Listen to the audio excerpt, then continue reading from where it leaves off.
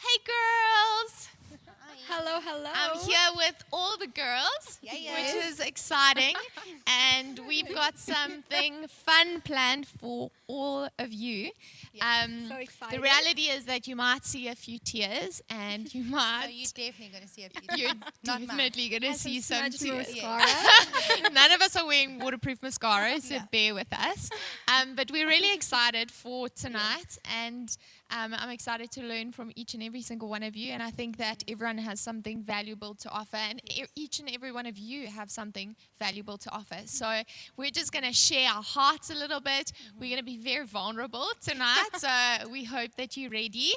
And K-Bay is going to kick us off because what she's got to say just summarizes everything that we want to speak about here. So K-Bay. Nice. Okay, my name's Kay. If you don't know me, I'm a youth leader, and I'm 22. You know, the other day I was thinking about my age, and I answered in my head that I was 18. And I'm really not 18, hey? Because you remember, like, an age that you were, and then you're like, no, I'm actually not 18. I'm Yes. 22, which is such a big difference. But anyways, I work at Nganyami Children's Village, and that's what I do, and I love church here, and I love being a youth leader here. Anyways, on to today's topic. We've been thinking about it all week, and I've been praying about it all week, but I didn't really feel anything, if I'm going to be honest, until I woke up this morning, and I just felt my eyes open to talk about and to be vulnerable about struggles, because so often it's stuff, your struggles don't happen when you come to church, you know. It's kind of like, here's the, you know, The highlights, yeah. the highlights and everything. But your struggles happen when you're at home, Yes. when you're alone, when Yeah. you're doing your journey on your walking your journey on your own. You know, obviously you're never alone, but on your own. So I just think that it would be awesome to chat together about struggles in like a graceful way, where we don't have to put pressure on it anymore, and we don't have to. Yes. We can learn from each other and just make it something, because we know that it's not foreign to be a Christian and to struggle. You know, I could cry now anyways, you know. Shame off of it, you know, Yes, and let's yes. talk about it and let's learn from each other, but then also let's walk it. Because Yeah. let me just say something. I don't know why I want to say Yes, this, do but it. I was in Bible college this week, and Scott said something so, so powerful. He said that Bill Johnson said that I can pray for you, I can do, I can speak to you, I can help you, but what I can't give you is I can't give you his time and his relationship with God, and the many hours and days that he spent, you know, getting to know God. So I think that that's just beautiful, that we can embrace the struggle, because it's going to give you something that no one else can give you. It's going to give you a true picture, you know, and a true, an intimate understanding of God, where it's not like Courtney's done it, so I can just get it, like a real, your own experience and your own truth and your own thing to hold on to. So, I don't know if anyone wants to and you come off of kind that. You only get that, I guess, that strength and that, what was the word that you used? Intimacy, through going through a struggle. You know, you've got to struggle to get on the other So side good. of experience, and to get on the other side of intimacy. And I think that a word that a lot of us are afraid of is the word vulnerability. You know, Definitely. if I had to ask you, do you like being vulnerable? Or who's comfortable being vulnerable? Raise your hands. No, ma'am. And Yeah, no, I'm sure that my hand there wouldn't might go up. be like one Yeah. rose among the thorns, you know. And Dr. Brené Brown has this incredible way of like summarizing vulnerability, and she says it's allowing other people to see all of me. So to see my strengths, to see my weaknesses, and being unashamed to say, this is me. And I think that ties in so well with what you're saying, is that it is so difficult to go, this is me. Because we all have these masks and these things that we put on, and you feel like you've got to be perfect, and you feel like you've got to have it all together, and you've got to be strong, and you've got to be an independent woman, and, you know, all these different things. But right now we want to just create a space of vulnerability and to go, hey, we're all girls. This is what we struggle with. This is how we've overcome. This is how we haven't overcome. So Coco, do you wanna just share a little bit? Well, like just listening to what you're saying, I can remember being in high school. High school's quite tough when you're a girl, I think, because Yes. Very it's tough. like trying to figure out yourself and trying to figure out your friends. And then there's so much pressure when you're in high school as a girl. I mean, there's pressure all the time, but there's so much pressure to be certain things and to act certain ways. And this is cool and this is not cool. And if you dress like this, then you're cool. And if you know, sometimes I feel like there's just so many things for girls to live up to. And sometimes it's quite like, what's the word? Overwhelming. And I think in high school maybe not everyone, but I think sometimes in high school we taught to, we have to work for everything. Yes. You know, we have to work to be accepted, and there's certain things that we live by, and then we will be cool. And there's certain things that we do, and then we'll be okay. And I think sometimes then coming from high school to because I was only saved in high school, so coming from high school to try to have a relationship with Jesus, we can bring that in to the relationship. And I've all my life struggled with the fear of man and striving, and just striving to have a relationship, or striving to be loved, or striving. Do you know what I mean? You feel like you Yes, just have you've to got to earn it. if I just prove myself, then they'll think I'm amazing. And if I don't know, if I just do this, and if I please everyone, then I'll be fine, and then everyone will love me. And because whether you want to admit it or not, we all have a desire to just be accepted and to just be loved. That is something that if you just search within, that is the one thing we are all craving the most. And I think, if we strive, it's so, like Kirst was just sharing earlier about vulnerability, and when we strive, it's so tiring and so exhausting.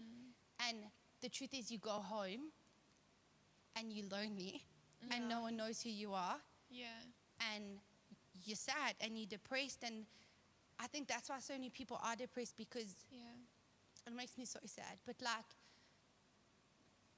because they don't let anybody in, so then you don't have you can't genuinely receive love. And I think that's the scariest thing for people, to let someone in and say, hey, because we're not perfect all the time, you know. Sometimes we brats, and sometimes my biggest fear is upsetting people, you know. And sometimes we human beings, it's just what happens. And I think sometimes we, like Chris was saying earlier, which I just thought was so good, that sometimes we think we have to be perfect and we have to do perfect things. But the truth is that Jesus wants relationship with us when we're not perfect, and when we're not doing all the right things. Because relationship is not about doing all the right things and then people, you guys, Kay doesn't expect me to make her green tea every day and then she'll be my friend. It's the same with Jesus. He doesn't expect us to do things and then only he'll love us. Yeah, I do you love know what that. I mean? Yeah. And I just striving can sometimes so make you miss the point Yeah. of it all. Because the point of it all is not to prove that you're good enough. The point of it all is just to receive what he's given us already. And he's already accepted us. Why else would he die on the cross? Do you know? And I feel like striving and proving, it's as though you're on a treadmill and you're running, but you can never get to the finish line, because you're actually on the treadmill. Wow. You get off Yeah. the treadmill and walk, and you can cross the finish line. Yeah. You know. I read something once and it changed my life. It really did. It said, so often we look at our Christian life this is going to be random, but we're in an idols singing competition, and we want to win. So we have to get up, we have to perform to win or to get something. But she said, this lady said it, and it changed the way I think about everything.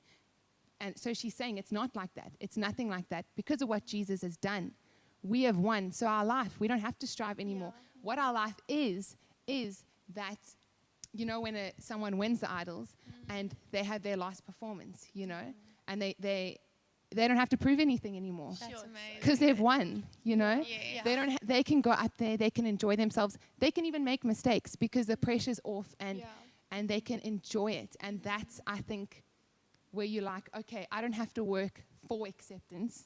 I can just work from it, you know. And I can just, you know, enjoy. And that's tough, because at the end of the day, struggles suck a lot. Yes. And it, like you said, it's you go home alone and you struggle with it alone.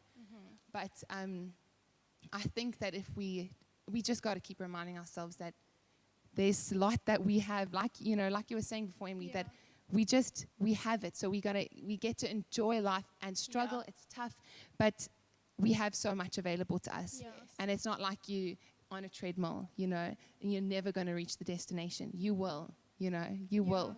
And perhaps you just got to, you get me. So good. Do you want to add to that, Em? Yeah, I think, like also what Courtney was saying, like about being lonely and all of that kind of stuff. I think we're always just trying to find something to fill that gap. We're trying to find the next best thing. Like, I'll be honest, I thought like once I get a boyfriend, I'll be so full and I'll be so happy and all my problems will go away. Which like You just have more problems. yes, I got more problems. Now I have more to think about. It's not just about No, you. I'm just kidding. If he's watching, Shane, sorry. I'm very sorry. Ooh, Emily's not single. Anyway. Come on. What's boyfriend. Who sang? Emily's got a boyfriend and his name is Cameron. Anyways. I hope he watches it. I hope he watches it. But yeah, you still feel lonely and you still like have your moments. I know being away from church, I think I go to work every day. I see Cameron or I don't see him and I go home and I'm like, I'm actually so lonely. Do you know what I mean? I'm like, it's just like a space where I just feel lonely and I'm like, Jesus, I don't know why I feel lonely. Like I've got you and I've got all these things and like my life feels like it's going well. And even at work, I'm like trying to like overachieve at work, like striving. I'm trying to do so much and so much and so much, and then I come to church and I try and do like above and beyond, but then I go home and I'm like, what happened in my day? Do you know what I mean? Who did I connect with? I feel like alone, like I haven't connected with anyone, and it's like, just a lot. And I think also I've just been having in my head, I don't need to fix things that don't need to be fixed. Do you know what I mean? I'm always trying to nitpick and I'm like, good. but this went a little bit wrong, so let me fix it all. Things were tough in this friendship, so let me go fix it. But actually, sometimes it's just sitting back and it's saying, do you know what? Let me use this time to, think about my heart and think about me, or put my, start a hobby, or I don't even know.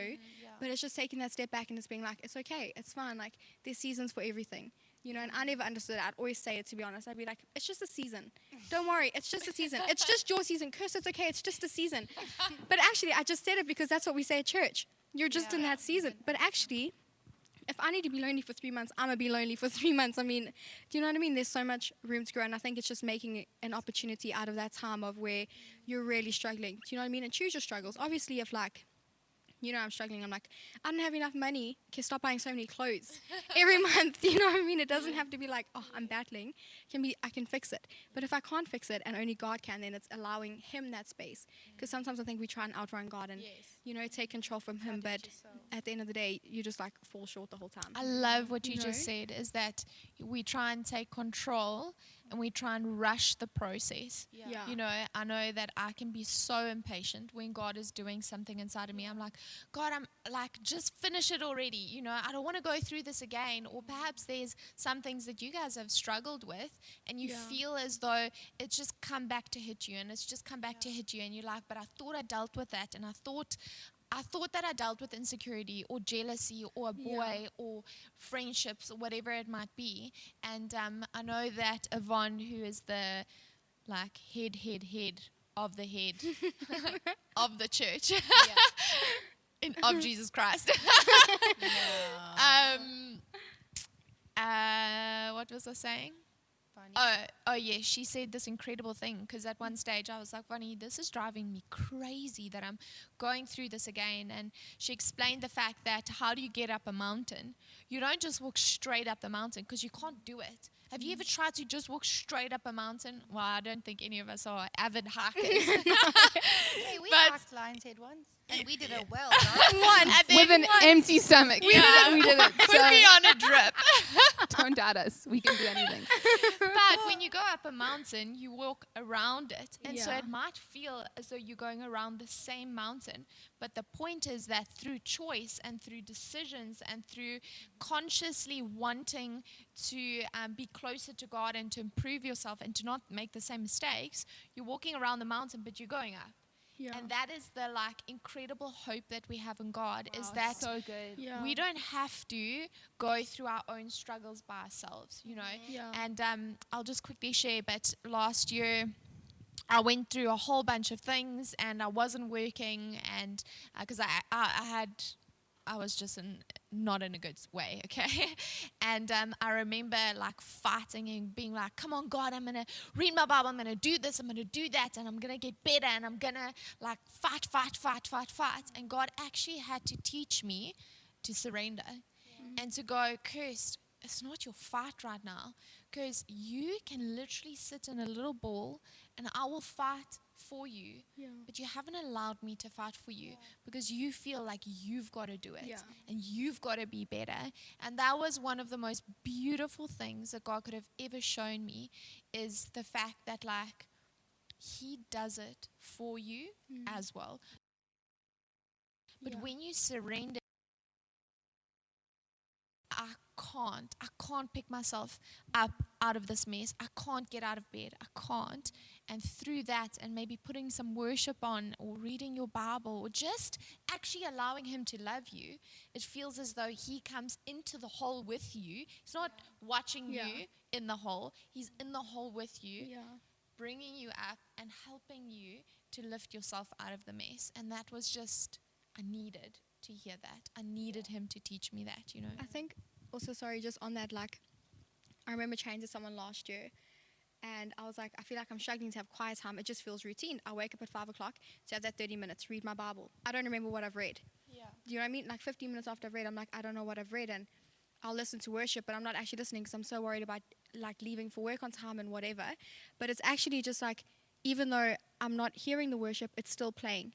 Do you know what I mean? Like God's still fighting. Even if I'm not remembering what I've read, I've still like, you know, had my like time with God in the morning, even if I don't remember. Do you know what I mean? Like he's still there in every moment.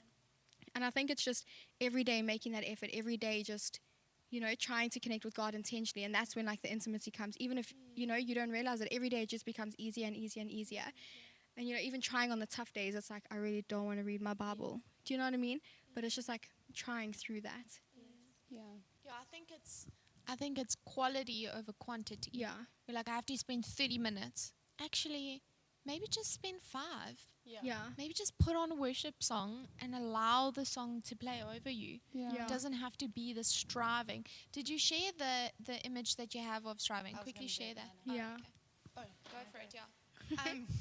Oh, now? No, I was chatting to one of my friends earlier, and I was just talking about like striving and stuff, and I really had this picture of striving. You know, like sometimes you see at the end of the marathon, I've never run a marathon, but I've seen it in movies.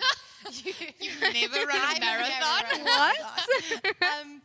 And like at the end of the picture, they always did this like dramatic, sometimes people are like crawling to get across the finish line, and they're like, Want to show us? Can you? I was gonna, but I'm not gonna do it. My jeans are too tight. But like you like crawl and like claw at the floor to get across, and sometimes I think that's what striving's like. You just like trying to claw and crawl, Yeah. but it's not what we have to do. If we, you know, it's like you don't have to crawl towards a gift that someone's given you. You don't have to go, oh, please. You don't have to do that. Like if I give Kay a Bible, she can just take it and say thanks. That's what Jesus has done. It's free So good. Yeah. to take it. I don't have to claw for him to love me. He loves me. I don't have to claw for him to accept me. Yeah. He accepts me. And I know sometimes in high school that's hard to believe, especially maybe if you listen to this and you don't know Jesus. I just want you to know Jesus does want a relationship with you genuinely. Who you are, I don't know who you are, but who you are, he genuinely wants a relationship with you. And it doesn't matter what your past looked like. And I think that's the beauty of Jesus. It doesn't matter what it looks like in the past, because there's newness in Jesus, and there's beauty in Jesus. And that's what I love about Jesus, is that he always gives grace. It's never like it's never like a scolding father or like an angry. He just so loves us so much that he wants us with him so bad that it doesn't matter. No, do you know what I mean? Like it Yeah. doesn't matter what it looks like. Yeah. It doesn't. He's not afraid of our mess, or like He freely gives us. exactly. And like you said, he's not afraid to get in the hole and to get in the dark spaces. And whoever's struggling with depression, like, he's not afraid to come into the dark room. He's not afraid to do that. He's there. Sometimes we just, and that's the tough thing with all of us. Sometimes, like Kay was saying earlier, sometimes we have to choose to believe that he's there. Yeah. And sometimes we have to choose to believe that we loved, because insecurities can rise up again. Yeah. And you have to choose saying, actually, I'm loved completely, not half-heartedly, not whether I feel like I look great today or not. He loves me the same. Yeah. Do you know? Yeah. And just letting him in as well. Yeah, and there's a scripture I was actually reading before, and it's so powerful. I think it's Galatians 5, and it's like, okay, you'll get it. Let me be clear. The Anointed One has set us free, not partially, but completely and wonderfully free. We must cherish this truth and stubbornly refuse to go back into the bondage of our past, which is just so beautiful. So good. And- Drop the mic. Yeah, we're done. Yeah, and I was thinking about, so you were talking about reading the Bible, and like all of this Yeah. ties into like, just you and your relationship, Yeah. and you and the walk when no one sees, the walk when no one will ever know the battles you face. And going back to what I said in the beginning, that's something no one can ever take from you, is your history with God and your intimacy with God, and that is the point of life. I'll never know. You can tell me your struggles, but I'll never know the half of it. Only you and Jesus will know. Only. And isn't that just excite you that one day, you're just going to be able to, well, you can have it now, but even more fullness later, that he's just been with you through it all. Through it all. And You don't even have to tell him. He's like, yeah. No, like Yeah, hearing. I 'cause he's in remember it. that. And- I remember. Yeah. And I heard something the other day which is just so powerful, going back to the Word of God, because this is actually in our struggles our only defense, our only, not even defense, our only active weapon to, dismantle and to like dislodge these struggles that we go through. And I heard someone say that the promises of God, which like we could talk about that forever, what he's done for us, what he's done for you, what he's done for you, what he's done for you. They weren't designed to keep you away from the struggle or the valley. They weren't designed to help you get around it.